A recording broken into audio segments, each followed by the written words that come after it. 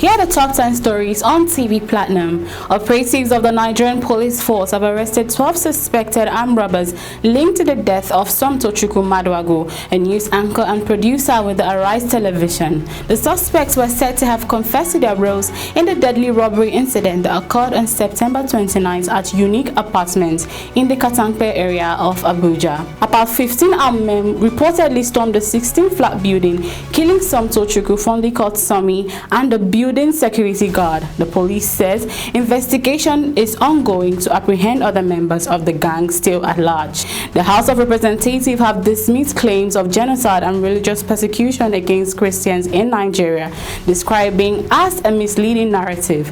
This follows a proposed legislation in the U.S. Senate seeking to designate Nigeria as a country of particular concern for alleged religious rights violations. During plenary on Wednesday, lawmakers adopted a motion moved by the Deputy Speaker Benjamin Okezie-Kalu and others, calling for a coordinated diplomatic and domestic response to counter the U.S. bill and present the true state of religious freedom in the country.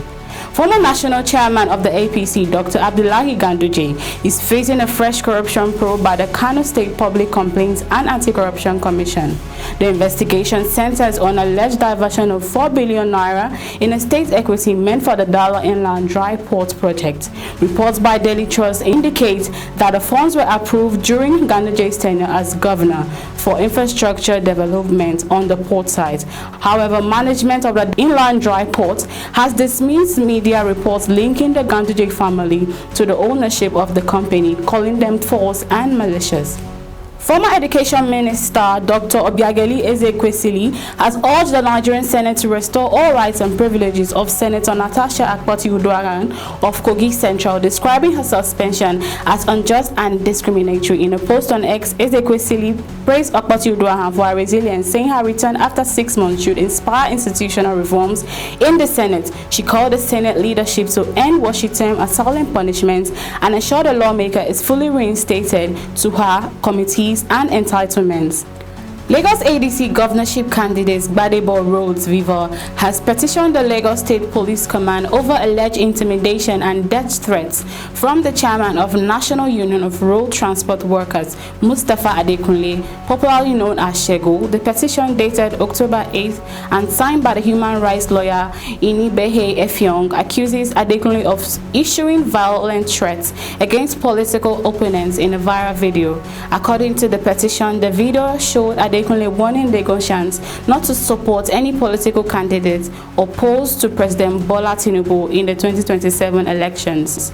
Former Abia State Governor and Senator representing Abia North, Orji Uzor Kalu, says he remains the most influential politician in the Southeast region, downplaying the political relevance of Labour Party's 2023 presidential candidate, Peter Obi. Speaking on Channels Television's Politics Today, Kalu said he had no interest in discussing Obi or the Labour Party, stressing that his loyalty is firmly with the All Progressive Congress.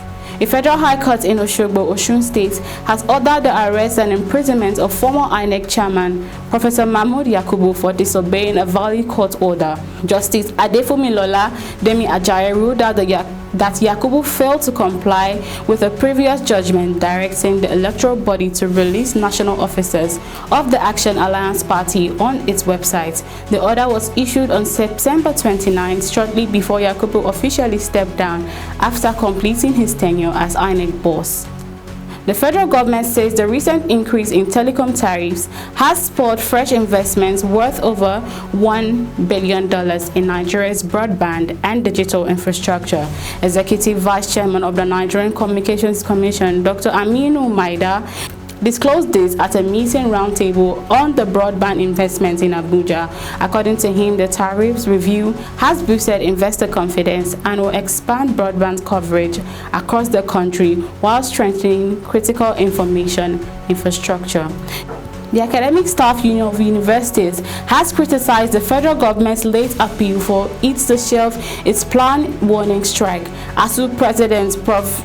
Chris Pinwuna, said in Channels Television that the government failed to act on the long-standing demands despite a 3-week ultimatum. He added that the union's decision to proceed with the warning strike was due to the administration's consistent delay and lack of seriousness in addressing issues affecting public universities. The United Nations Children's Fund has revealed that Nigeria lost approximately $10 billion over the past decade due to the ongoing conflicts in the Northeast. UNICEF country representative Wafa Said disclosed this in Maiduguri during the launch of the reintegration program for children affected by armed conflict.